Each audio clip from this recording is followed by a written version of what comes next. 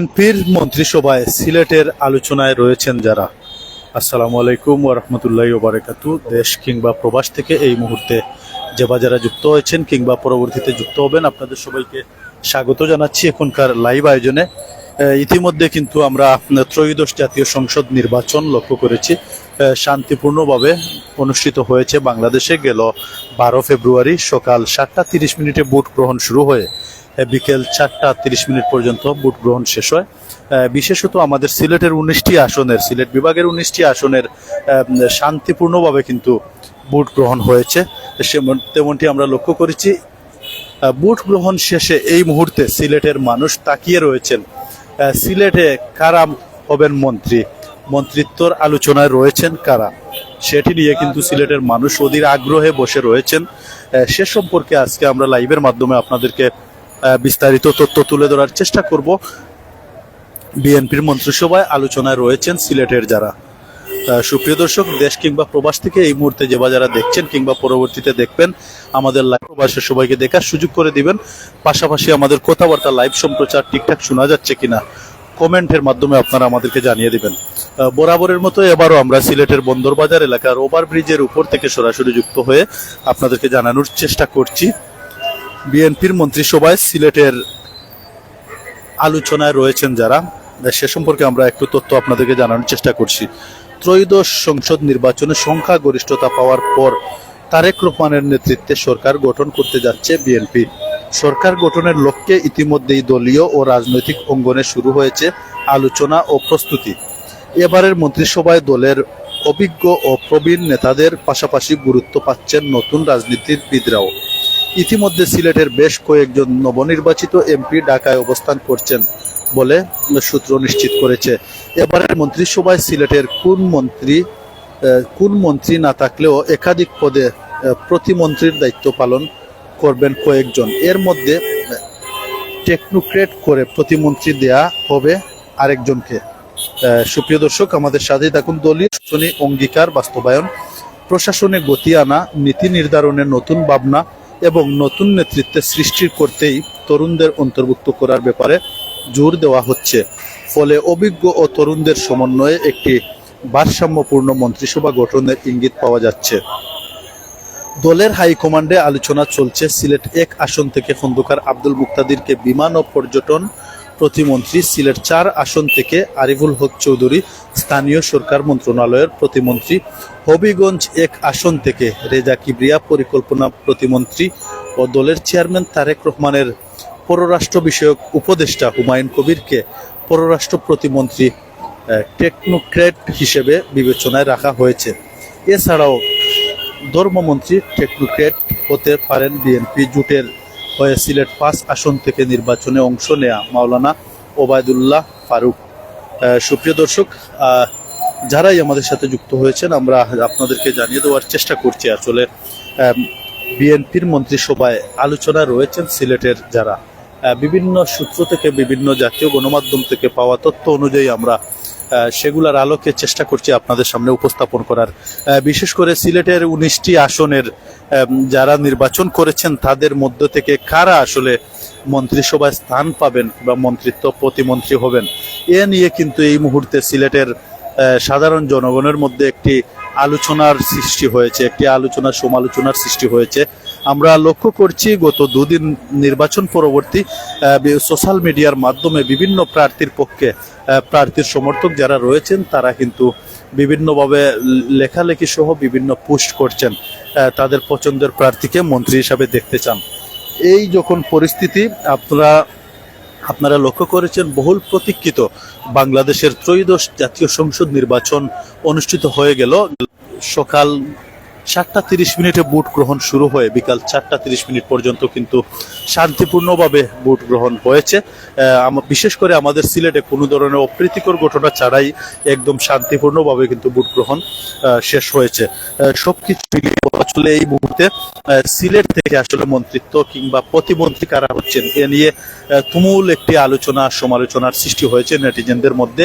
বিশেষ করে ফেসবুকের বিভিন্ন ফেসবুকে আমরা বিভিন্নভাবে দেখতে পাচ্ছি বিভিন্ন ইতিমধ্যে যারা সিলেটের নবনির্বাচিত সংসদ সদস্য নির্বাচিত হয়েছেন তারা কিন্তু তাদের প্রার্থীদের সমর্থক যারা রয়েছেন তারা কিন্তু বিভিন্নভাবে তাদের প্রার্থী তারা প্রচার প্রচারণা চালিয়ে যাচ্ছেন যাতে তারা মন্ত্রিত্ব লাভ করেন। এ নিয়ে কিন্তু বিশেষত আমরা আপনাদেরকে একটি আপডেট দেওয়ার চেষ্টা করছি বিভিন্ন সূত্র থেকে পাওয়া তথ্য অনুযায়ী অথবা বিভিন্ন জাতীয় গণমাধ্যম থেকে পাওয়া তথ্য সূত্র অনুযায়ী আমরা আপনাদেরকে আপডেট দেওয়ার চেষ্টা করছি। আমি আবারও আপনাদের অবগতির জন্য একটু জানানোর চেষ্টা করছি, বিএনপির মন্ত্রিসভায় আলোচনায় সিলেটের যারা ত্রয়োদশ সংসদ নির্বাচনে সংখ্যাগরিষ্ঠতা পাওয়ার পর তারেক রহমানের নেতৃত্বে সরকার গঠন করতে যাচ্ছে বিএনপি। সরকার গঠনের লক্ষ্যে ইতিমধ্যে দলীয় রাজনৈতিক অঙ্গনে শুরু হয়েছে আলোচনা ও প্রস্তুতি। এবারের মন্ত্রিসভায় দলের অভিজ্ঞ ও প্রবীণ নেতাদের পাশাপাশি গুরুত্ব পাচ্ছেন নতুন রাজনীতিবিদরাও। ইতিমধ্যে সিলেটের বেশ কয়েকজন নবনির্বাচিত এমপি ঢাকায় অবস্থান করছেন বলে বিভিন্ন সূত্র থেকে আমরা নিশ্চিত হয়েছি। এবারের মন্ত্রিসভায় সিলেটের কোনো মন্ত্রী না থাকলেও একাধিক পদে প্রতিমন্ত্রীর দায়িত্ব পালন করবেন কয়েকজন। এর মধ্যে টেকনোক্রেট করে প্রতিমন্ত্রী দেয়া হবে আরেকজনকে। দলীয় সূত্র বলছে নির্বাচনী অঙ্গীকার বাস্তবায়ন, প্রশাসনে গতি আনা, নীতি নির্ধারণে নতুন ভাবনা এবং নতুন নেতৃত্ব সৃষ্টি করতেই তরুণদের অন্তর্ভুক্ত করার ব্যাপারে জোর দেওয়া হচ্ছে। ফলে অভিজ্ঞতা ও তারুণ্যের সমন্বয়ে একটি ভারসাম্যপূর্ণ মন্ত্রিসভা গঠনের ইঙ্গিত পাওয়া যাচ্ছে। দলের হাইকমান্ডে আলোচনা চলছে সিলেট 1 আসন থেকে খন্দকার আব্দুল মুক্তাদিরকে বিমান ও পর্যটন প্রতিমন্ত্রী, সিলেট 4 আসন থেকে আরিফুল হক চৌধুরীকে স্থানীয় সরকার মন্ত্রণালয়ের প্রতিমন্ত্রী, হবিগঞ্জ কিবরিয়া পরিকল্পনা প্রতিমন্ত্রী ও দলের চেয়ারম্যান তারেক রহমানের পররাষ্ট্র বিষয়ক উপদেষ্টা হুমায়ুন কবিরকে পররাষ্ট্র প্রতিমন্ত্রী টেকনোক্রেট হিসেবে বিবেচনায় রাখা হয়েছে। এছাড়াও ধর্মমন্ত্রী টেকনোক্রেট হতে পারেন বিএনপির জোটের হয়ে সিলেট 5 আসনে খেজুর গাছ প্রতীক নিয়ে যিনি নির্বাচন করেছিলেন মাওলানা ওবায়দুল্লাহ ফারুক। এ নিয়ে কিন্তু ইতিমধ্যে সিলেটের মানুষ তাকিয়ে রয়েছেন আসলে কারা হচ্ছেন সিলেট থেকে মন্ত্রিত্ব, কারা পাচ্ছেন প্রতিমন্ত্রী, কারা হচ্ছেন। সিলেটের মানুষ কিন্তু অধীর আগ্রহ নিয়ে কিন্তু অপেক্ষায় রয়েছেন, তাকিয়ে রয়েছেন। সুপ্রিয় দর্শক, যে যেখান থেকে এই মুহূর্তে আমাদের সাথে যুক্ত হয়েছেন কিংবা আমাদের লাইভটি পরবর্তীতে দেখবেন, আবারও আপনাদের সবাইকে স্বাগত জানাচ্ছি আমাদের এই লাইভ আয়োজনে। আমাদের কথাবার্তা লাইভ সম্প্রচার ঠিকঠাক শোনা যাচ্ছে কিনা অবশ্যই আপনারা কমেন্ট করে আমাদেরকে জানিয়ে দিতে পারেন এবং আপনাদের পছন্দের প্রার্থী যারা রয়েছেন সিলেটের 19টি আসনের তাদের মধ্যে আপনারা কাদেরকে মন্ত্রী হিসাবে, প্রতিমন্ত্রী হিসাবে দেখতে চান সেটিও আমাদেরকে কমেন্টের মাধ্যমে জানাতে পারেন। আমরা চেষ্টা করব আপনাদের কমেন্টগুলা তুলে ধরার। সুপ্রিয় দর্শক, আপনারা জানেন বহুল প্রতীক্ষিত বাংলাদেশের ত্রয়োদশ জাতীয় সংসদ নির্বাচন গেল 12 ফেব্রুয়ারি অনুষ্ঠিত হয়েছে। বিশেষত আমাদের সিলেটের 19টি আসনে আমরা যেমনটি লক্ষ্য করেছি শান্তিপূর্ণভাবে, কোনো ধরনের অপ্রীতিকর ঘটনা ছাড়াই শান্তিপূর্ণভাবে নির্বাচন অনুষ্ঠিত হয়েছে। আগের দিন রাতে টুকটাক কিছু জায়গায় টুকটাক অপ্রীতিকর ঘটনা ঘটলেও পরের দিন কিন্তু সকাল থেকে ভোট গ্রহণ যখন থেকে শুরু হয় তখন থেকে কিন্তু পরিস্থিতি স্বাভাবিক হয়ে আসে এবং আইন শৃঙ্খলা রক্ষাকারী বাহিনী কিন্তু তারা সর্বোচ্চ দিয়ে চেষ্টা করেছেন যাতে সুষ্ঠু নিরপেক্ষ একটি নির্বাচন হয়।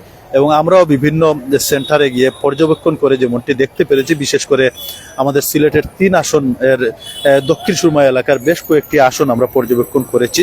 আমরা লক্ষ্য করেছি একদম শান্তিপূর্ণভাবে সাধারণ ভোটাররা কিন্তু ভোট প্রদান করেছেন এবং তাদের মধ্যে একটি উৎসাহ, উদ্দীপনা, একটি আগ্রহ নিয়ে, উচ্ছ্বাস নিয়ে তারা কিন্তু ভোট প্রদান করেছেন। সুপ্রিয় দর্শক, আমরা এই মুহূর্তে অবস্থান করছি সিলেটের বন্দরবাজার এলাকার যে ওভারব্রিজ রয়েছে সেই ওভারব্রিজের উপর থেকে সরাসরি যুক্ত হয়ে আপনাদেরকে দেখানোর চেষ্টা করছি। তো আমরা যারাই ইতিমধ্যে যুক্ত হয়েছেন অবশ্যই একটি করে আপনাদের মহামূল্যবান কমেন্টের মাধ্যমে আমাদেরকে জানিয়ে দিবেন আমাদের কথাবার্তা লাইভ সম্প্রচার ঠিকঠাক শোনা যাচ্ছে কিনা, কিংবা আপনারা কে কোথা থেকে দেখছেন, কিংবা এই যে সিলেটের 19টি আসনের মধ্যে নবনির্বাচিত বিএনপি থেকে নবনির্বাচিত সংসদ সদস্য যারা হয়েছেন তাদের মধ্যে আপনারা কাদেরকে এমপি হিসেবে দেখতে চান সেটিও আমাদেরকে কমেন্ট করে জানিয়ে দিতে পারেন।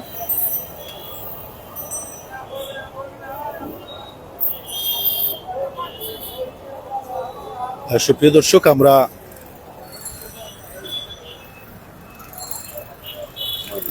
সুপ্রিয় দর্শক, আমরা একটু চলে যাচ্ছি আমাদের সহকর্মী ইব্রাহিম আহমদ রুবেলের কাছে।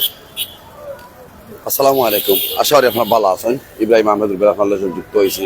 আমরা জানেন 12ই ফেব্রুয়ারি সিলেটের জাতীয় 13তম জাতীয় সংসদ নির্বাচন অনুষ্ঠিত হয়েছে। এই নির্বাচনে অংশগ্রহণ করছেন 11 দলীয় জোট সহ বিএনপির জোট নেতৃবৃন্দরা। তার মধ্যে আমরা ইতিমধ্যে সবার জানা হয়ে গেছে যে বিএনপি সরকার নির্বাচিত হয়েছেন এবং বিএনপি সরকারের দেশ সরকার গঠন করা।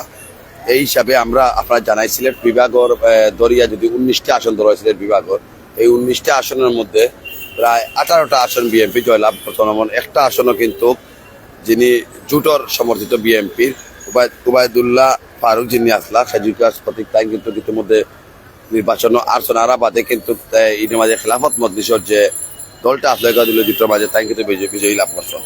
আমরা আসলে একটু অটুট জানি না আপনার মন্ত্রিত্ব পদে সিলেটের খারারে দেখতে চাই বা খারা আগইয়া আসন, এটা ইতিমধ্যে আপনারা জানছেন। আমরা একটু বড় একটা নিউজ হয়েছে আপনার কাছে, আমরা যদি একটু আপনার মাতি যে সিলেটের 5 আসনের বিএনপি জোটের সমর্থিত খেজুর গাছের প্রতীককে নির্বাচন করেছে জমিয়ত উলামা ইসলামী বাংলাদেশের সভাপতি মাওলানা উবায়দুল্লাহ ফারুক।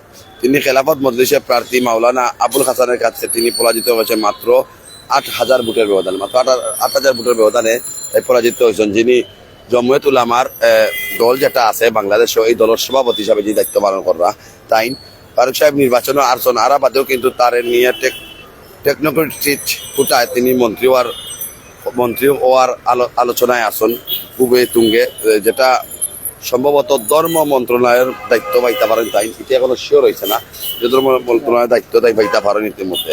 ইতিমধ্যে জানেন যিনি সিলেটের খানাইঘাট জকিগঞ্জ সিলেট 5 আসনের সংসদ সদস্য পদপ্রার্থী আসলা তাইন এবং সংসদ সদস্য পদপ্রার্থী হিসাবে তার নির্বাচনী প্রচার চালিয়ে গেছেন, যেটা বিএনপি এই 19টা আসন সিলেট বিভাগের 19টা আসনের মাঝে একটা আসন ছাড়িয়ে দেওয়া হয়েছিল বিএনপির, যেটা জুটোর কারণে। কিন্তু এই জুটো বিএনপি যেহেতু জুটোর যে উলামা দল যে নিয়ে আসলাম ওবায়দুল্লাহ ফারুক সাহেব তিনি কিন্তু জয়লাভ করতে পারছেন না, জয়লাভ না করার কারণে কিন্তু ইতিমধ্যে কিন্তু তাইন পরাজিত বরণ করা বাদে কিন্তু তাইন তার নির্বাচনী এলাকা থাকি যে আমরা তার দল থেকে আমরা যতটুকু জানলাম তাহলে অত ধর্মমন্ত্রী দেওয়া হইতে পারে।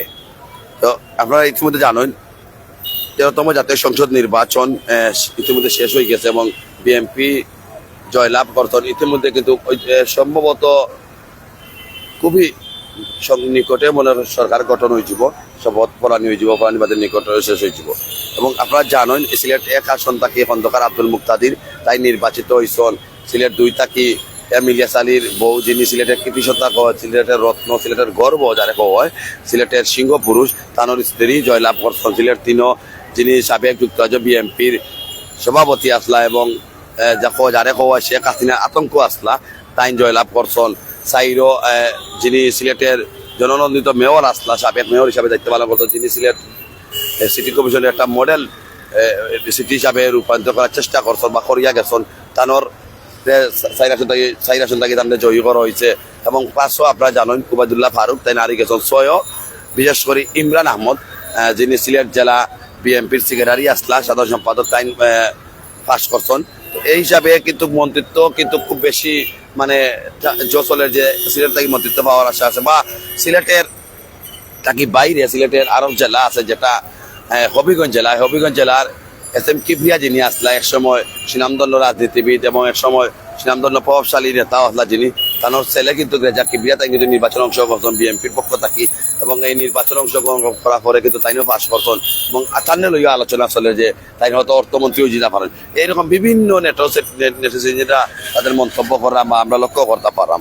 তো আমরা সিলেট শহর আপনারা জানেন 360 আউলিয়ার পূর্ণভূমি হজরত শাহজালাল শাহফর রহমতুল্লাহ আলাহির শহর হয়, অলিয়া উলিয়ার দেশ হয়, অলিয়া উলিয়ার শহর হয়, 2টি পাতা 1টি কুড়ির দেশ হয়, হয়তো শাহজালালের দেশ হয়। আর এই সিলেট 1 আসন থাকি যে পাস করেন তাই সরকার গঠন করেন এরকম একটা বার্তা থাকে সবসময়। আর এই সিলেট শহর থাকি দরিয়াও যারা নির্বাচন করেন দলীয় বা দেশের জাতীয় সংসদ নির্বাচন হয় সিলেট শহর থাকি নির্বাচন শুরু হয়। তার ধারাবাহিকতা আমরা দেখতে পাচ্ছি আমাদের যে তারেক জিয়া যিনি আছেন বর্তমানে বিএনপির প্রধান দলীয় প্রধান আছেন যিনি তাই আগামী এই দেশের সরকার হইবা তাইনও কিন্তু শাহজালাল মাজার জিয়ারত করা পরে কিন্তু শাহজালাল থেকে তাই তার নির্বাচনী প্রচারণা শুরু করছেন।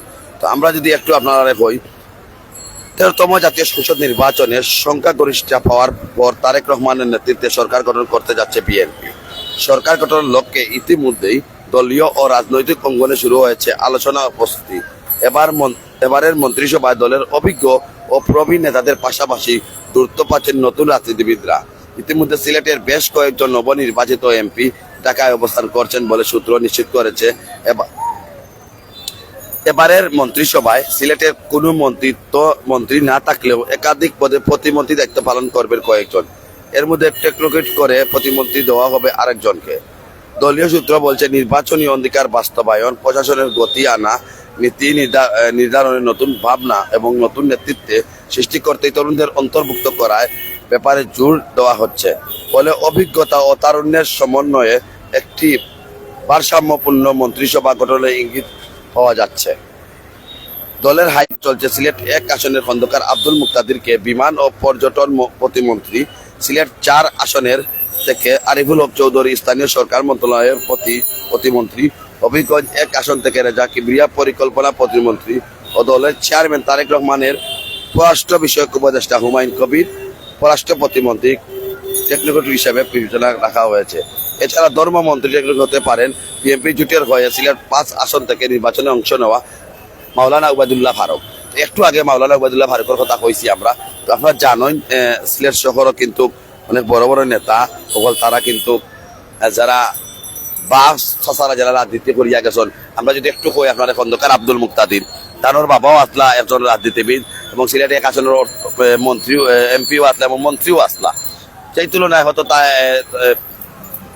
খন্দকার আব্দুল মুক্তাদিরে রাখা হয়েছে, রেজা কিবরিয়ারে রাখা হয়েছে বা আরিফুল হক যিনি সাবেক মেয়র আসলা, যিনি খুব মানে দক্ষতার সাথে সিলেট সিটিরে দুইবার শাসন করছেন, খুব সুন্দরভাবে চালাই গেছেন। তার ধারাবাহিকতায় কিন্তু থাকতে পারেন তাই আগুয়াইয়া।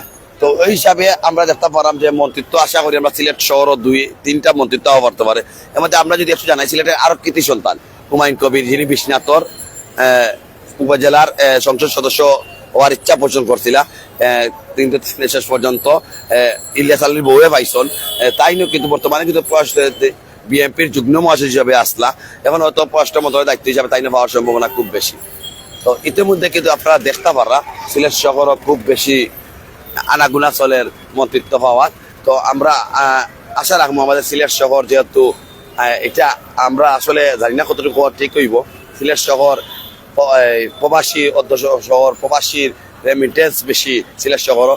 আমরা আশা রাখবো আমরা সিলেট শহর থাকি যদি আমরা মন্ত্রিত্ব অর্থমন্ত্রী বা পরিকল্পনা মন্ত্রী পাই তাহলে আমরা ভালো লাগবো। কি তার লাগে এটা হওয়াটা জানানো কত সঠিক, কিন্তু একটা আবেগ কাজ করে আমরা, যেহেতু আমরা সিলেট শহর একটা প্রবাসী শহর, আর এই সিলেট শহর কিন্তু খুবই উন্নত মানের শহর। এটা জানি আমরা সারা বাংলাদেশে উন্নত, কিন্তু সিলেট শহরটা আমি কইলাম ও কারণে যে সিলেট শহর দেওয়া সিলেট বিভাগ আর সিলেট শহর থেকে কিন্তু যারাও রাজনীতি করছেন বা সিলেট একটা যারাও রাজনীতি করছে, যারাও জয়ী হয়েছে তারাও কিন্তু সরকার গঠন করছেন, এটা একটা প্রভাব থাকে। এই কারণে বললাম। তো যাই হোক আমরা আমাদের রাজু ভাইয়ের কাছে যাইব কি পালা থাকবা, আমরা লগে থাকবা, আপনারা অনেক মায়ের ভাই বোনের লগে সংযুক্ত হইরা। আসসালামু আলাইকুম। সুপ্রিয় দর্শক, এতক্ষণ কথা শুনছিলেন আমার সহকর্মী ইব্রাহিম আহমদ রুবেল ভাইয়ের কাছ থেকে। আমরা ইতিমধ্যে যেমনটি আপনাদেরকে জানানোর চেষ্টা করেছি, সিলেট থেকে আসলে বিএনপির যে মন্ত্রিসভা গঠন করা হবে, সিলেট থেকে আলোচনায় রয়েছেন যারা, বিভিন্ন সূত্র থেকে পাওয়া তথ্য মতে আমরা এতক্ষণ আপনাদেরকে জানানোর চেষ্টা করছিলাম। তো যেহেতু আমিও একজন সিলেটি হিসেবে আমি সোচ্চার জোর দাবি জানাচ্ছি, কারণ বাংলাদেশের অর্থনৈতিক চাকা সচল রাখতে কিন্তু সিলেটের প্রবাসীরাই কিন্তু সবচেয়ে গুরুত্বপূর্ণ একটি ভূমিকা রাখেন। তাদের মধ্যে অন্যতম হচ্ছে আমাদের সিলেটের রেমিটেন্স যোদ্ধা যারা রয়েছেন। সেই রেমিটেন্স যোদ্ধারা আমাদের সিলেটের প্রবাসী অধ্যাসিত নগরী বলা হয় আমাদের এই সিলেটকে। 360 আউলিয়ার স্মৃতি বিজড়িত হযরত শাহজালাল শাহপুরান রহমতুল্লাহি আলাইহির স্মৃতি বিজড়িত আমাদের এই সিলেট। তো আমরাও আশা করব যাতে আমাদের সিলেটের সংসদ সদস্য পদে নির্বাচিত যারা হয়েছেন বাংলাদেশ জাতীয়তাবাদী দল বিএনপি থেকে, তাদের মধ্যে কয়েকজনকে মন্ত্রী কিংবা প্রতিমন্ত্রী দায়িত্ব দেওয়া হবে, সেটাই আমরা আশা করছি। এবং আমরা সিলেটি হিসাবে সিলেট থেকে আমরা জোর দাবি জানাচ্ছি। সিলেটের অনেক বিজ্ঞজনেরা কিন্তু ইতিমধ্যে নবনির্বাচিত হয়েছেন। তাদের মধ্যে অন্যতম যদি আমি একটু বলার চেষ্টা করি, সিলেট ১ আসনে দানের শীষ প্রতীক নিয়ে যিনি জয়লাভ করেছেন বিএনপি চেয়ারপারসনের আব্দুল মুক্তাদির, উনিও কিন্তু একজন দক্ষ পরিচ্ছন্ন রাজনীতিবিদ, আমরা যেমনটি জানতে পারি। এবং আরেকটু যদি আমরা জানি, বিএনপির সাবেক সাংগঠনিক সম্পাদকের দায়িত্ব যিনি পালন করেছেন, গুম হওয়া নিখোঁজ বিএনপি নেতা এম ইলিয়াস আলী, সেই ইলিয়াস আলীর সহধর্মিনী, উনি কিন্তু সিলেট ২ আসন থেকে নির্বাচন করেছেন এবং নিরঙ্কুশ জয়লাভ করেছেন। উনিও কিন্তু মন্ত্রী কিংবা প্রতিমন্ত্রী পাওয়ার দাবি রাখেন, আমরাও দাবি জানাই। এবং সিলেট ৩ আসনের কথা যদি আমরা একটু আপনাদেরকে বলি, আপনারা জানেন বিগত যে যাকে স্বৈরাচার উপাধি দিয়েছে বাংলাদেশের জনগণ, সে আওয়ামী লীগ সরকারকে, তো সে সময়কার যখন আওয়ামী লীগ সরকার বাংলাদেশকে নেতৃত্ব প্রদান করছিল, তখন ইউরোপ আমেরিকার যে কয়টি দেশ রয়েছে সবখানে আওয়ামী লীগের কিংবা শেখ হাসিনার আতঙ্ক হয়ে যিনি দাঁড়িয়েছিলেন, প্রতিবাদ করেছিলেন, আন্দোলন সংগ্রাম করেছিলেন। আমাদের সিলেট ৩ আসনের দানের শীষ প্রতীকে যিনি জয়লাভ করেছেন এম এ মালেক, বিএনপি চেয়ারপারসনের উপদেষ্টা এবং সাবেক যুক্তরাজ্য বিএনপির সভাপতির দায়িত্ব যিনি পালন করেছেন এম এ মালেক, তিনিও কিন্তু আমরা বিভিন্ন তথ্য মতে জানতে পেরেছি ঢাকায় অবস্থান করছেন। তিনিও কিন্তু মন্ত্রী কিংবা প্রতিমন্ত্রী পাওয়ার যোগ্যতা রাখেন। পাশাপাশি যদি আমরা একটু বলি, সিলেট সিটি কর্পোরেশনের বারবার নির্বাচিত সফল মেয়র, যিনি সিলেট সিটিকে একটি নান্দনিক সিটি হিসেবে গড়ে তোলার জন্য কাজ করেছেন এবং দৃশ্যমান অনেক কাজ যেগুলো এখনো আমাদের চোখে পড়ে, আরিফুল হক চৌধুরী, উনি কিন্তু সিলেট ৪ আসন থেকে নিরঙ্কুশ জয়লাভ করেছেন, নবনির্বাচিত সংসদ সদস্য হয়েছেন। উনিও কিন্তু মন্ত্রী কিংবা প্রতিমন্ত্রী হওয়ার যোগ্যতা রাখেন। সব কিছু মিলিয়ে আমরা, যেহেতু সিলেট একটি রেমিটেন্স যোদ্ধাদের একটি শহর, বাংলাদেশের অর্থনৈতিক চাকা সচল রাখতে অত্যন্ত গুরুত্বপূর্ণ ভূমিকা রাখেন আমাদের সিলেটের প্রবাসীরা। এবং আপনারা লক্ষ্য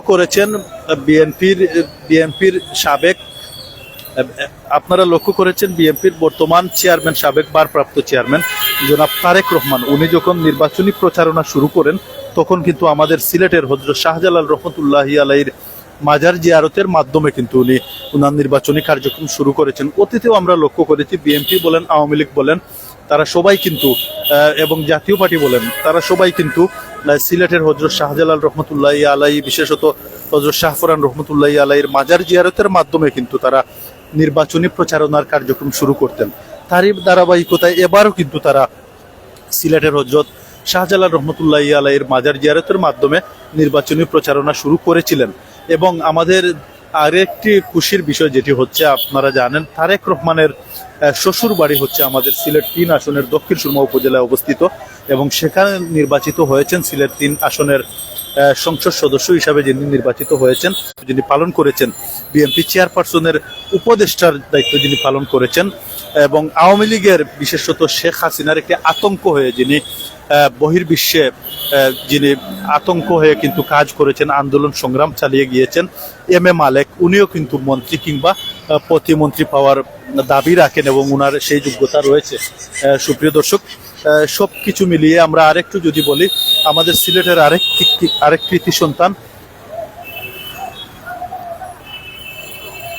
কৃতি সন্তান হুমায়ুন কবির, যিনি ইতিমধ্যে কিন্তু নির্বাচনের আগ মুহূর্তে কিন্তু ওনাকে যুগ্ম মহাসচিবের দায়িত্ব দেয়া হয়েছিল, তিনিও কিন্তু মন্ত্রিসভার আলোচনায় রয়েছেন। তো সবকিছু মিলিয়ে আমরা সিলেটবাসী হিসাবে, আমরা সিলেটে যারা বসবাস করি, আমাদের জোর দাবি হচ্ছে, আমরা চাই অন্ততপক্ষে কয়েকজনকে মন্ত্রী এবং প্রতিমন্ত্রীর দায়িত্ব প্রদান করা হোক সিলেটে। সেই আশা, সেই প্রত্যাশা আমরা ব্যক্ত করছি। সুপ্রিয় দর্শক, দীর্ঘক্ষণ ধরে আমরা লাইভে যুক্ত হয়ে আপনাদেরকে জানানোর চেষ্টা করছিলাম, ইতিমধ্যে সংখ্যাগরিষ্ঠতা অর্জন করায় সরকার গঠন করতে যাচ্ছে, তারেক রহমানের নেতৃত্বে সরকার গঠন করতে যাচ্ছে বিএনপি। সেই বিএনপির মন্ত্রিসভায় সিলেটের আলোচনা রয়েছেন যারা, তাদের নিয়ে আমরা আলোচনা করার চেষ্টা করলাম। দীর্ঘক্ষণ যারা আমাদেরকে সঙ্গ দিয়েছেন, আপনাদের মহামূল্যবান সময় ব্যয় করে আমাদের লাইভে যুক্ত ছিলেন, অনেকে আমাদেরকে কমেন্ট করেছেন, আবারও আপনাদের সবাইকে অসংখ্য ধন্যবাদ ও প্রীতি ও ভালোবাসা জানিয়ে আজকের মতো আমরা বিদায় নিচ্ছি। আর দেখা হবে অন্য কোনো লাইভে, অন্য কোনো আপডেট নিয়ে। সে পর্যন্ত আপনারা সবাই ভালো থাকবেন, সুস্থ থাকবেন। আল্লাহ হাফিজ।